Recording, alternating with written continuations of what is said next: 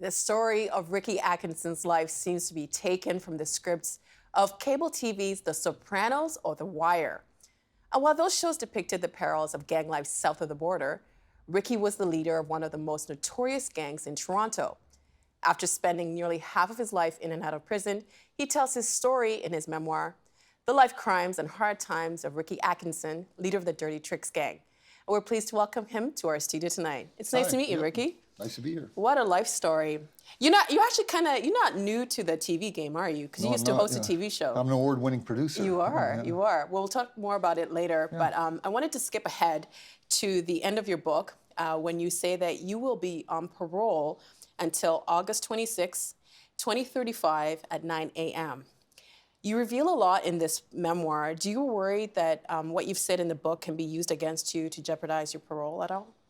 No, because I've bounced it off a lawyer. Matter of fact, the lawyer, Glenn Orr, that I mentioned is in the book, is the lawyer that I gave the raw manuscript to go over to see if I stepped on my own toes, so to speak. Yeah. And you spent half of your life behind bars, 32 years. Yeah. Do you ever think about what else you could have done with that time? All the time. So what it is as you're doing time, the whole nature of a prison sentence is for you to reflect on the things you did antisocial so you could become more pro-social. So all the time you think of that and you look for ways of escaping the addiction of crime through various methods. You call it an addiction. Addiction, and it is addiction for guys like me. If you have an addiction to drugs and you do one crime, get caught, go to prison, and the prison then has drug programs to help you, you may not do a crime again, but if your criminality is entrenched and it has nothing to do with addictions, it has nothing to do with owing someone money, it has something for the love of doing the score. We call it dancing on razor blades, putting one over on the cops, getting away with something, starts at an early age, travels into delinquency, and then adult criminality. Yeah, for sure. And for you, it started really early. You said that by the time that you were, what, in grade 1, you were part of a crew? This is what I say to everybody. The guys that hung with me in grade 1, where we formed this little crew, are the same guys that went to the penitentiary with me when we were teenagers. We stayed in it for the long run as a friendly little gang of kids just playing, turning delinquent, and then adult criminality. What was the first crime that you committed, and how old were you? The first crime I remember, I was 4 years old. So there was a flour factory at the corner of Wolseley and Bathurst. The factory's still there. So they left the flowers on the back door. That's my first memory of so I took a bouquet of flowers and gave them to my older brother because there was a girl he was wooing across the street named Twinkle, and he used to sing Twinkle, Twinkle, Little Star. So that's the first thing I remember doing. I also remember taking candies just after 4 at the next place we moved to in the store. Then I remember moving in the Kensington Market area, and it seemed like it was a big, open, free market for kids willing to stick their little hands through the fences and take an apple or some grapes or a peanut or something like that. So that was the start. Did you ever tell your parents about what you were doing? Never. Did you feel guilty at the time? Do you remember that? No, because I was hungry, and we justified it with this, we're hungry, they have a lot, so we're going to eat a little. We never took a lot. We never exploited the situation to the extent where we would hurt the store's bottom line. We just pilfered a little and kept business going. Did you think you had other options besides a life of crime? Yeah, for sure. The other options presented themselves in the form of community leaders like Bob Ellis talking to us, my father talking to us, cops talking to us, but none of it worked for me. And the reason it didn't work, because I had a greater plan inputted in me by American television. I wanted to be Al Capone. I wanted to be Don Gillender. I wanted to be the Bonnie and Clyde gang. I wanted that, and I wanted it more than anything else. So what would have detracted me from that would have been a gangster involved in that to say, you're on the wrong path. None existed in those days. No one like me that I do now.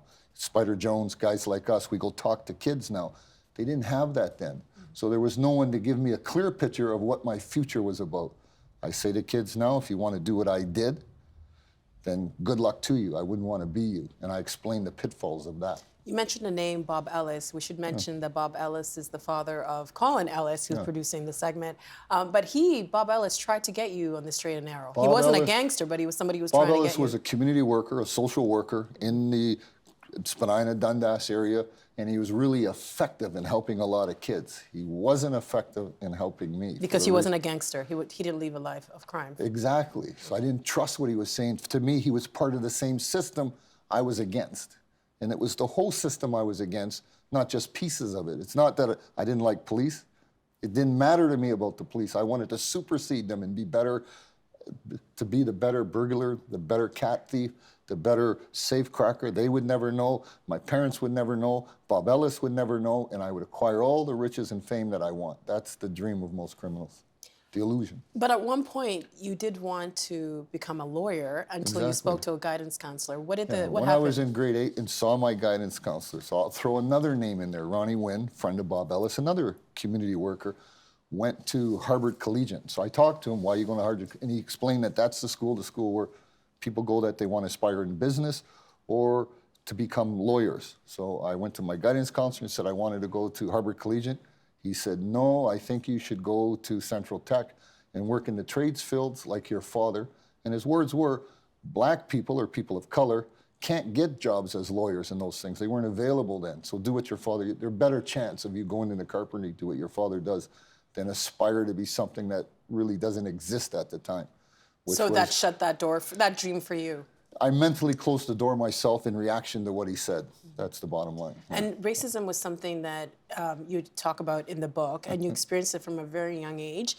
You came from a family where your father was half black and half indigenous. My father's black and part native. And he looks black. And your mom is white. And my mother was Ukrainian white from Sudbury, yeah. What was it like to grow up in Toronto as someone who was mixed race in the 60s and 70s? Okay, so I remember places where they said you can't come in here because of the color of your skin. I remember places my father wasn't allowed in. I remember gas stations not serving black gas, as they call it. So I remember those things as a little kid, and they had a major effect on me. On my criminality, because anything that fell off the white man's truck was free for us to take. It was like Christmas time. We never looked at the financial detriment to the guy that owned the truck. Something fell off the white man's truck, it got into the neighborhood, and today it's the same thing. If something falls off a truck, you justify it by saying, they're rich, we're not, so sad, too bad, right? And you don't consider yourself a thief. What do you consider yourself then? Those people, I did. I was the thief, because not only would I wait for it to fall off the truck, I would open the truck to take it. That makes me the thief. So you felt like it was owed to you? Yeah, so most people, put it this way, most people that take stolen goods from thieves like me perpetrate crime without realizing that because they bought the stolen good, it's an impetus for me to go steal it. Right. You're creating an economy there. Exactly. Right. And therefore, I'll take the chance, pick the lock to take the item because I'm dancing on razor blades, I'm testing the man. It's our game. So as kids, we would throw rocks at the police, let air out of their car tires, push them and run. The toughest stuff would run, push the cop and run. And that was the game. So the superintendent of 14 Division told me 2 years ago, the kids now are starting to do what you did. They're starting to use us as their entertainment and their game. Well, you write something in your book, and I just wanted to read it. Yeah. You write, we were seen as bad simply because of who we were and where we lived. The idea, you think I'm bad, then I'll be bad, raged through me. Is that what you mean by that? Exactly. So I'll give you an example. So we'd walk into a local store in the area, we'll say a fur store. Not that we had the money to buy furs, but we were interested in the industry and seeing the stuff. And right away we get attitude. They kick us out. Lo and behold, 2-3 days later, their furs are gone. We broke in and took them. We wouldn't have done that if they were amicable to us and treated us normally. They weren't. Were you ever scared that you'd get caught or you'd get killed? No, it's the opposite. You pushed into that. I'll use the best example. Most of us in my gang always said, we're not going to live into our 30s. We all tend to say that. When are you going to die? I don't know, 26? What about you? I don't think I'm going to make 30. And when you develop that attitude, there's nothing you're afraid of because you don't think you're going to live. And most gangbangers today are like that. They don't think they're going to live past their teens. So how can you stop them from doing the stuff you did? You have to give them a greater insight to themselves to say you can live beyond this gangsterism. Most don't. And most think they can't. So they just bang it out until they get killed. What was your dad like? My dad was a military guy, strict, tough, solid, fair to us, I guess. Didn't take shit from anybody, anywhere. And he became the patriarch of the Black Nova Scotian subgroup that existed in the Spadina, Kensington Market area. But you write that it took decades for you to stop hating him. Why did you hate him? I thought he sucked up to the white man too much, and I didn't like that. And I hated him for that. I wanted him to be more antisocial, anti-government, more in tune with what was happening on the news at the time with the Black Panthers, the Nation of Islam, Malcolm X, Martin Luther King. I wanted him to be that, and he wasn't. He was different than that. And there was this juxtaposition of how I felt about him because of that. Proud that he's my father, but I wanted him to stand up more and fight more against the man. I realized now it wasn't his nature. He was the man. He was military. So I didn't see that part of him because he never talked about his military past to us kids. So that was blank in my mind. So when I looked at him, I always said, why are you associating with the man so much when we're against him so much? And that was the thing. Yeah. Which it's a very interesting comment for you to make because the co-op in Alexander Park in downtown Toronto was eventually named the Atkinson Housing Co-op after your father. That's right. So during your childhood, your father is working tirelessly to clean up the neighborhood. That's right. But did he ever know that you were the one running one of the most notorious gangs there at the time? No. No, because we didn't crap on our own doorstep. So what we did, so the people that don't crap on your own doorstep was an adage used a lot, even by the police would drive up and say, hey, don't crap on your own doorstep, we're watching. And that meant what's out of sight is out of mind. And that was how we did it. Did you ever feel guilty about what you were doing to him in a way? No, because his crime-fighting position happened after I went away. Yeah. So as the years pass, your gang gains notoriety, and you go from being known as the Nightmare Bandits to the Dirty Tricks Gang. What did you do to earn those nicknames? So what we did is I came up with a spike belt system that I learned from Warren Hart, Black Panther, recruiter, trainer. And he ends up betraying you, though. Yeah, so he taught us anti-surveillance methods and getting away with the police methods of doing the Black Panther stuff. So I just utilized that as one of the things I had in my mind. So I made the spike belts up. It was a jewelry store robbery. We used them successfully at that jewelry store. And so that was the moniker the cops give us after that. The Dirty Tricks Gang. Yeah. And where did Nightmare Bandits come from? It came from before because we were prolific. And the reason they called us the Nightmare Bandits, the methodology that I used was because I had lots of guys that I could utilize for criminal activities. I'd have a group of them pretend to rob a bank somewhere, and all the cops would follow them like a feint in sports, and then we'd rob one somewhere else. What was the appeal of life in a gang? Not having to listen to the authority of your father, being free of that, and being free of all the social constraints that bounds a person in society into a collective group or a society. You're free of that. You're more like a pirate on the ocean. Wherever you go, wherever you lay your hat is your home, and that's where you also make your money. Now, wherever you go, you make your money. It doesn't matter. The world is your oyster. Pick it as you wish, right? But speaking of authority, the spike belt that you used in your gang activity, now the police use it as a policing tool. The irony, right? Yeah. What do you think about that? Well, police learn from criminals, as well as criminals learn how to be better criminals by going against the police. One hand washes the other. So yeah, so if the police adopt to a method that protects society, then a criminal like I was, we would only say, good, how do we get around it? And then you'd start finding a way to get around that. There's a part of the book where things come to a head, where you possibly could have been killed, and one of your dear friends is killed. You're involved in a car chase shootout. When that stuff happened, like you seemed really shook up by the death of your childhood friend. That's right, yeah. Why didn't you stop then?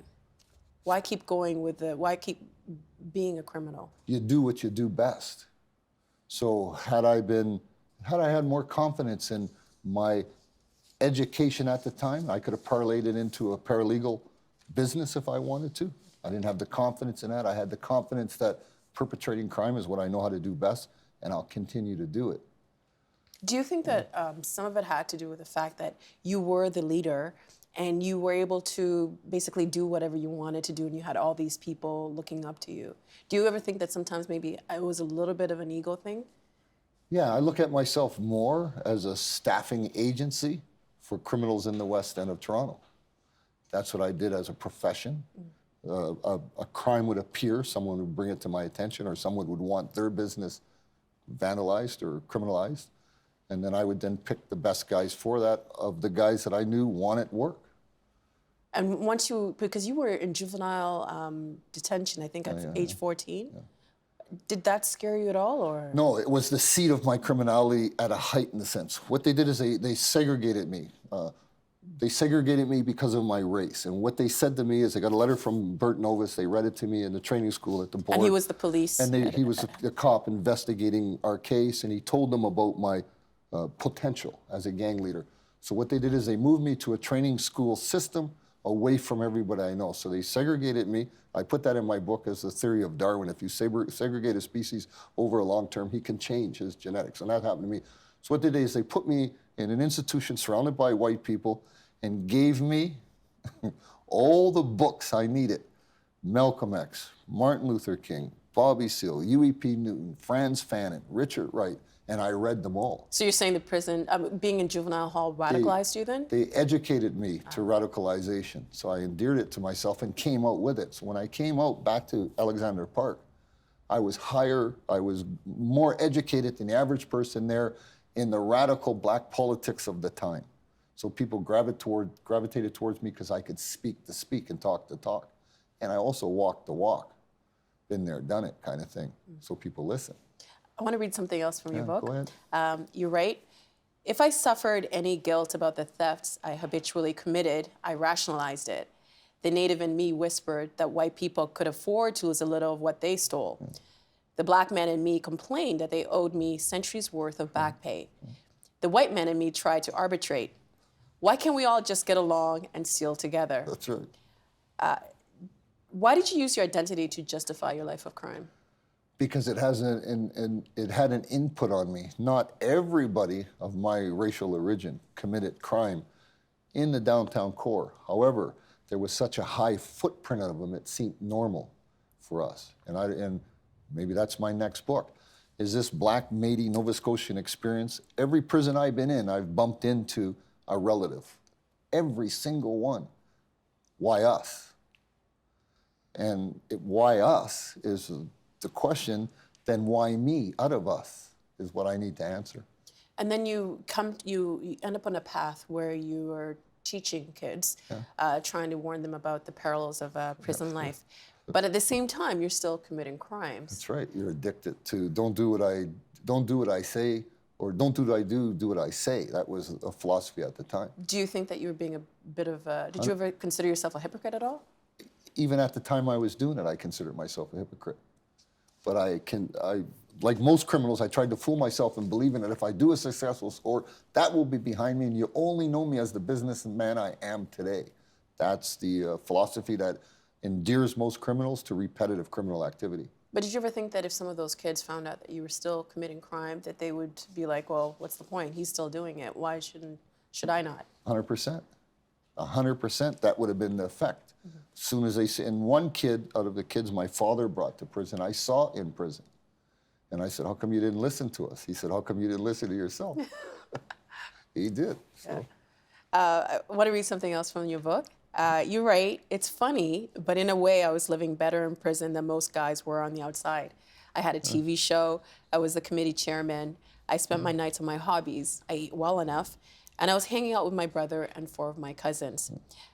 Did you feel more comfortable in prison than on the outside? That's what I'm trying to say. I longed to go to prison when I was 16, to meet my relatives that were there, to make my bones, is what it's called on the street, to let everybody know that you're a tough guy, you survived the prison experience, therefore your criminality can get heightened. I had zero fear of going to prison because as a kid, I went to prison to visit my relatives. And as time goes by... Family reunion, Collins Bay, 1973, when I walked in, January 1973. Cousin. So yeah, hey, cousin, right? But at the end of the book, you write that that's not the case now for your family. Exactly. So they've transitioned out. And I would say we are a large illiterate family at the time. My father can barely read and write, and most of my uncles couldn't read and write. Some of my aunts couldn't read and write. So we come from this illiterate family. And now my brother's daughter is going for a PhD. Her son's going for a PhD. MAs, BAs are coming out of this family now. So seeing their life, what does that mean for you? Education is the big thing. So my effect as a criminal promoter is lessened now because of the education they have. And I'm happy about that because other criminal promoters can't catch them like I was able to catch their father and relatives. Well, moving through the book, we're running out of time and so much to get to, but eventually you get 25 years, your longest sentence. But you write, there's no point doing nothing. Why didn't you give up then? Why did you, because then you started to do different things in prison. Don't let prison do you, you do prison. It's the same thing. Make the best out of a bad situation. That's it. Lots to do in prison if you want to do it. Matter of fact, there's so much to do in prison, you don't have enough time in the day to complete all the stuff you want to do. You wish there was more time in the day, yet you're in prison. People, how can that be? So it's an attitude. You want to sit and play cards all day, go to your cell, stare at the wall, or do you want to immerse yourself into all the stuff the prison provides you to make yourself better? And we mentioned at the top of the show that you worked in television, and we have a clip to show. Okay, great. That's good. Society can stop that syndrome of sending almost sociopathic people back into society by bringing them into their fold and making them part of society. And again, I say that this TV show is part of that. It shows that the people out there that we're humans, and all humans need the same thing. We're social animals. We need to socialize. You just can't take us, put us in an area of 2 square miles, leave you there for 10 years, and put you out in an area of amongst thousands and millions of people and expect you to function normally, because you're not. They did nothing to prepare you to be normal. That's a clip from a show that you worked on while you were in prison. How did that show change your life? That's a good point that I made on that show at that time, because when you come out of prison, you try to fit back in, and there's stuff, because you have this prison mentality, there's stuff that deters you on the pro-social track. In my case, in my book, I mentioned a few times the police harassing me for nothing. And at the end of it, I said, if you're going to harass me for nothing, I might as well go back to crime, and I did. So the thing about coming out of prison and fitting in the society as it is now, the police aren't harassing me now. They know I'm doing pro-social stuff, so they're trying to pull me into this community fold, which I appreciate. Before, they tried to push me out. And in pushing me out, I responded and came back attacking them. That's the difference. So what I think about the show and how did it change my life? It gave me an idea that I can do something other than crime. Even now, I can do something other. I have certain skills that I could still utilize if I wanted to. So yeah. Now, being out of prison, how long have you been out of prison for now? Well, I went back for several months on a parole violation to adjust my attitude in 2012, but I've been out since 2010. Having been out for a while now, what are your views on the criminal justice system in Canada? It goes through trends, 10 to 20-year trends, and we're at this trend now of conservatism and hard hitting. It doesn't help society and it costs more. That's the whole thing. It doesn't help society and it costs more. So that's what our system is at now. Hopefully they can come out of that with this Trudeau government versus a Harper government, conservative versus liberal. Don't know, we'll see. Now, beside the TV show, you did accomplish a lot while you were in prison. What is BIFA? BIFA was Black Inmates Friends Association. They had 3 riots across Canada in 1974 where Black inmates were attacked in Dorchester, Collins Bay, and BC, old BC Penn. And I thought then that had to be a conspiracy. It couldn't have happened in 3 sectors of the Canadian prison society unless someone organized that. So what we did is we formed a BIFA group to offset racial tension within the institution, and the BIFA group was a multiracial group, and it was all-inclusive. And it was the first multiracial, all-inclusive group in any prison in North America, and that's the beginning of that. It's in England, it's in the United States, as Canadian people doing time in Canada took it with them. So they've changed BIFA, Black Inmates Friends Association, now to the Black Political or the Black Cultural Group. They changed Black Inmates and Friends. They took off the friend part, don't like it, you guys inside. don't like what you did, because we're all in it together. And although I understand if we solidify and we just say we're a black fighting entity, we could fight stronger and harder, but I disagree. I think if you say if we're all a inclusive entity, we could fight harder. So how did you get to that point? Because at the beginning, you were more like, this is my area, this is my people, this is who I'm with, and now having like an inclusive kind of mentality. Because of those riots, I realized that we couldn't stay against each other for long. In a confined area, we have to get along. And the prison authorities everywhere in the world, divide and conquer is the key to maintaining order in a prison.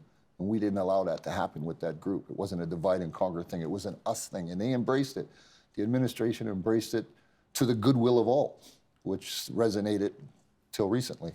And what it is the divide and conquer thing, they're bringing upon themselves. They're dividing their own selves. And they can't see that the collective is better. So, what are you doing now?